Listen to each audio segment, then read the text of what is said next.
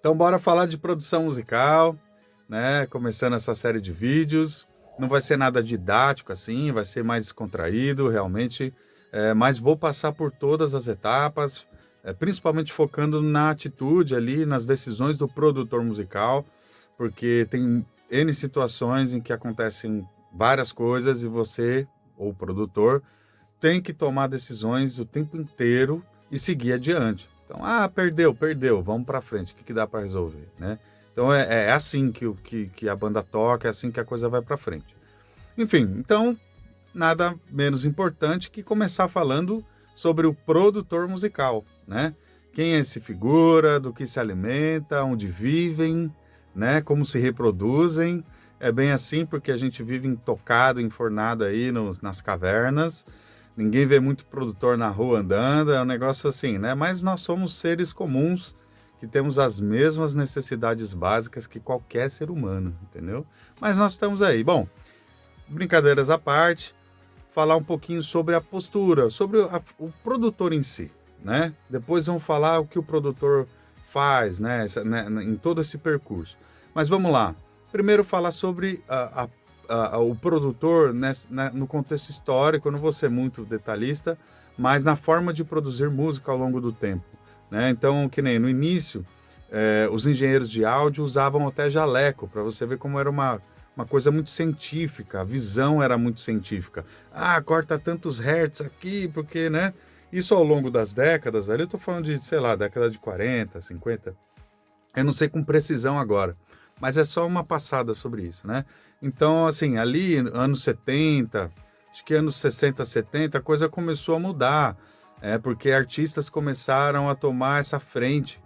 Então a coisa começou a ficar muito mais criativa, muito mais musical, né? A gente vê que nem Queen, né? Um exemplo, né? O Queen, por exemplo. Isso já é mais até recente. Mas o Queen, por exemplo, né? Aquelas loucuras todas, aquilo tudo é a criatividade do próprio artista que está ali, quer fazer. Então o estúdio passou de ser muito científico para uma questão mais para ter mais liberdade musical.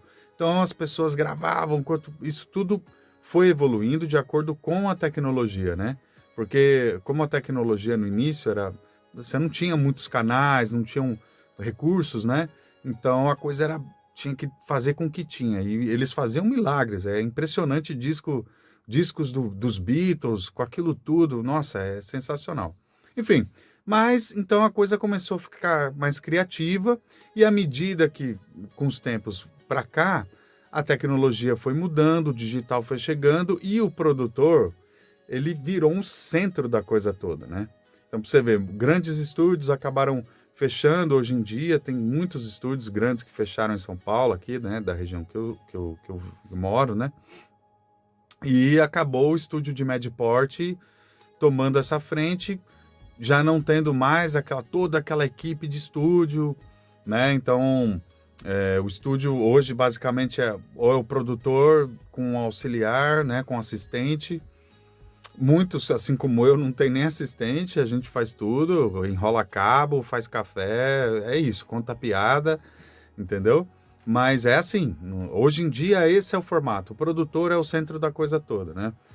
Antes era comum você entrar num estúdio, começar como faxineiro, e aí vai servindo café, aí você vira auxiliar do assistente do engenheiro, aí você vai crescendo, crescendo. Quando você tem uns 10 anos de casa, aí que você começa a pegar em cabo, a coisa era diferente, né? Hoje você tem uma graninha, conhece um pouquinho de música, você monta o seu sistema aí e você já consegue fazer um monte de coisa, né? Mas isso não é tão. Enfim, o caso não é esse aqui. Mas voltando, né, no produtor. Então, o produtor hoje, ele está centrado, realmente é o centro da coisa toda, e ele precisa ter conhecimento sobre vários aspectos, né? Mas antes de falar sobre esses conhecimentos, né, eu até deixei escrito aqui para não esquecendo, tem a coisa mais importante que o produtor tem que levar em conta, tem que observar, que é a relação entre pessoas, certo? Você, quando chega uma pessoa, um cliente, um artista, para querer trabalhar com você, a primeira coisa que você tem que fazer é ter uma leitura dessa pessoa. Você precisa buscar entender essa pessoa. Isso é importante em todos os aspectos. Eu não estou falando só do artista, é do músico que vai gravar. Então você já sabe, com essas leituras que você tem das pessoas, você toma decisões que ninguém nem percebe. Isso é a todo momento, né? Então, você sabe se a pessoa é tímida, você vai lidar de um jeito, se a pessoa é mais ansiosa, você vai lidar de outra. Por quê? O papel do produtor, um dos principais, é extrair o melhor do artista para conseguir o melhor produto possível no final das contas todas, né? Tem aquele artista que é mais egocêntrico, não dá abertura, aí você vai indo neutro. Você faz o que você pode sempre, mas vai indo neutro. Tem a pessoa que já é mais aberta, que te abraça, tem aquela conexão que você fala, meu, caraca, parece que a gente já se conhece faz tanto tempo, né? Então, essa é outra pessoa que vai te possibilitar você ter mais, você entrar mais nesse projeto, deixar mais a sua assinatura, né? Enfim, então a relação com pessoas é uma coisa muito importante, porque primeiro passo da lixeirinha, jogar o ego fora, né? Produtor, cara, eu não estamos fazendo pra gente, certo? Vem um cliente, vem um artista, ele traz o sonho dele para ser realizado aqui dentro. Então, eu não vou fazer o meu sonho, né? Bem aquela coisa, se eu quiser fazer, eu faço o meu depois, mas do artista, do cliente, eu preciso fazer o melhor dele. E não importa se se eu gostei ou não, o importante é ele sair feliz daqui. Porque no final de tudo, isso é o que importa. Entendeu? Tá feliz? Nossa, eu levei tanto tempo para perguntar isso para um cliente meu, pelas minhas inseguranças. Porque chegava nesse ponto, eu falava, meu, putz, eu não gostei muito disso. Mas eu olhava para o cliente, ele estava com o olho brilhando, eu falava, nossa. E eu tinha medo de perguntar, né? Isso eu vi um grande engenheiro de áudio, né? Uma vez, na época que eu estudei em São Paulo, tudo, que eu via ele perguntando isso para os clientes. Tá feliz? Você tá feliz? E eu tanto queria perguntar aquilo para os clientes, eu passava e falava, nossa, não vou perguntar porque, putz, acho que ele não tá feliz, né? E eu com as minhas inseguranças, né? Aquela coisa. E aí, não, hoje eu pergunto, porque não tem essa, cara, saca? Enfim. Então, a primeira coisa é a relação com as pessoas. Como é importante você receber as pessoas, ser gentil, ter carisma, sabe? Ter um ambiente legal, cheirosinho, limpinho para receber as pessoas, legal, bonito, que a pessoa chegue, sinta-se confortável, tenha liberdade para fazer as coisas. É tudo isso que um produtor precisa. Porque você vai no estúdio grande, é muito fácil, entendeu? Ou grande, ou que seja de um poder aquisitivo maior, né?